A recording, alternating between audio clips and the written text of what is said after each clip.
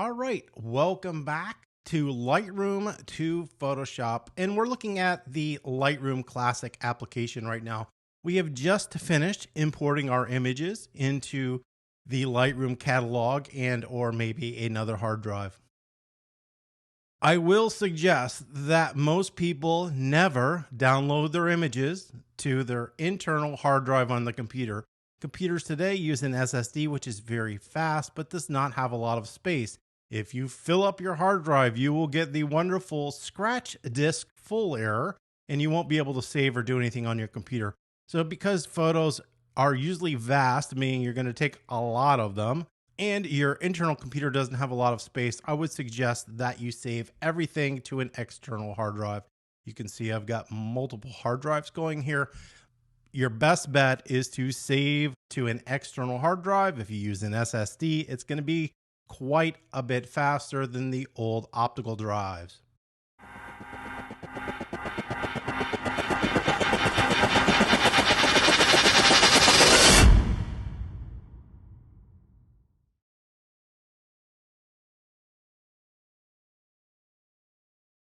So our next step in our workflow is going to be to cull the images. Now, normally when I'm culling, I have 500 to 700 images, not just 20 or 30 or however many I have here on the desktop. This is just going to make it quicker and simpler for the tutorial.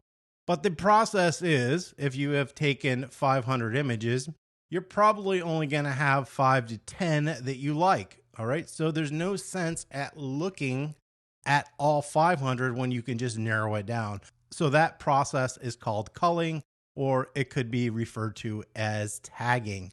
In Lightroom here, you'll notice down here that we have some different windows. What we want to focus on first are just this window and this window. This is our grid format that we see right here.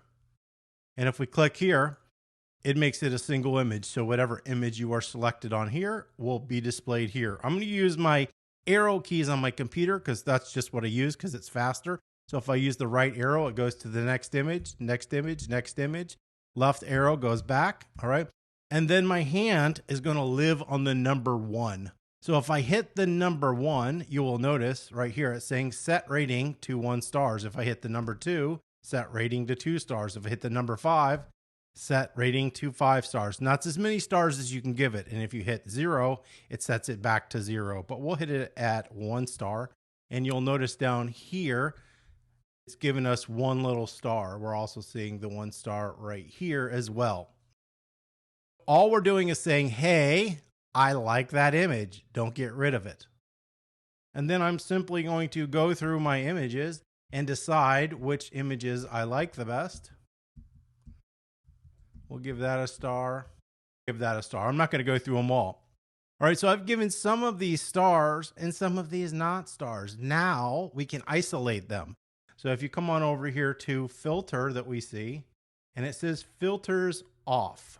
And what we need to do is switch this to rated. So if we switched it to rated, now we're only going to see the images that have a star. If we only want to see the images that have 5 stars, and we'll give this one 5 stars just so we have one that has 5 stars. This has 1, 1, 1, 1.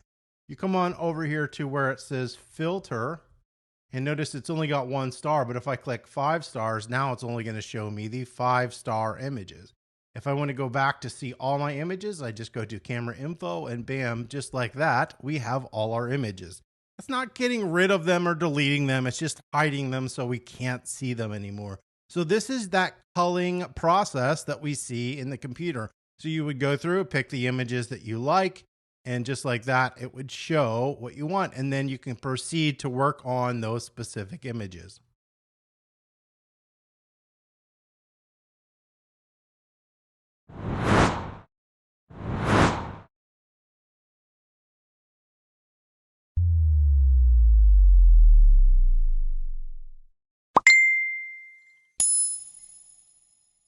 Now, occasionally when you are looking at images, you might have 2 images that are very similar. So in this case, we're going to say that this is a very similar image to this right here, even though it's not. We have this X and Y version, and so you can see we can compare the 2 images close to each other. So I can look at this one and look at this one at the same time and decide which one that I like better. So that is something that you will run into, and that's that X and Y right there. We also have something a little bit different called survey view. It's just a little bit different view of the same thing. And the last option is people. And what we can do is to start finding faces and then give them a name in the catalog. So start finding faces and entire catalog. Only find faces as needed. So if you are looking for your mom and it recognized what your mom is, you go in here, click on this, and start having it recognize certain people. This isn't something that I use, but if it's something that you feel is interesting, by all means, feel free to use that there. So you can see right here, we can do suggested name. You can name these as well.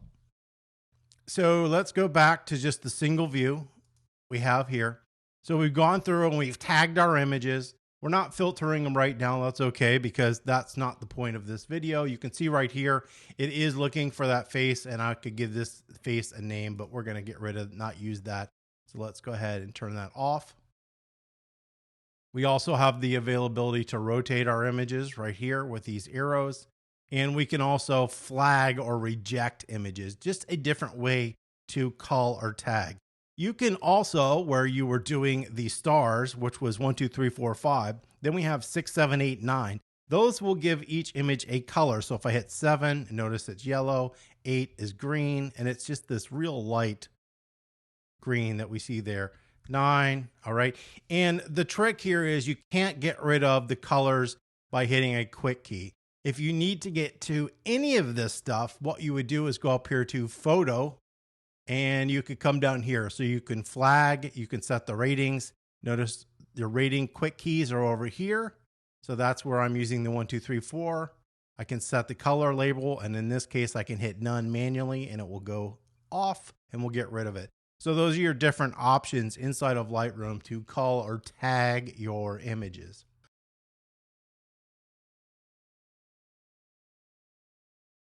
On the far right hand side, we have our histogram up here. We have how we shot the photo.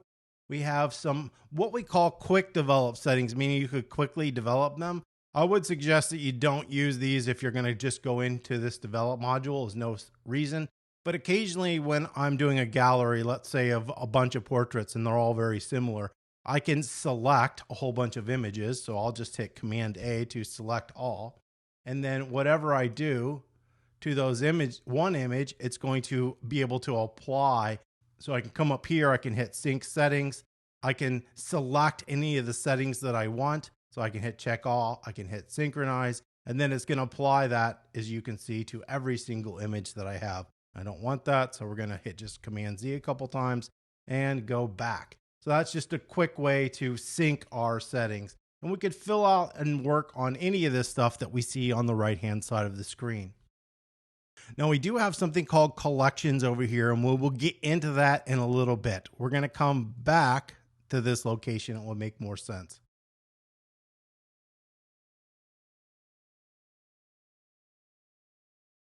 The one last thing I'm going to show you here is something that came out a couple years ago. And let's see if we can deselect all the images. And I'm just going to select one image, and we'll select this image. Notice it is highlighted. I am going to right click on this image.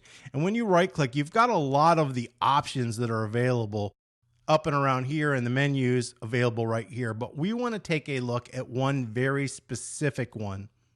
And that is enhance right here. So I'm going to click on enhance, and that should give us a window. And under enhance, we have this thing called super resolution. And basically all this is a way to double the size of your image. So let's say that the max size your image can produce a photo is 20 inches, and you want to make 40 inches. Instead of just scaling it up, we can double the size by using super resolution. Now this is just showing a portion of this. I could move it around to find the person, but truthfully, I'm not really that interested. So right here, we've got super resolution. Its estimated time to create it is going to take 6 seconds on this computer. Every computer is going to be different. And then I can come down here and hit enhance. Now, What this is going to do is actually create a duplicate of this raw file. So right now, this is a NEF file created by a Nikon, and it's going to create a .dng, which is a digital negative. It's going to double the size of that image, and it's still going to be raw, and we can still work on it. But we'll go ahead and hit enhance. You can see up here, it's creating the super resolution image. And in just a second, we should see that. Now you can see we've got this one that says enhanced super resolution DNG, and this is our original NEF file.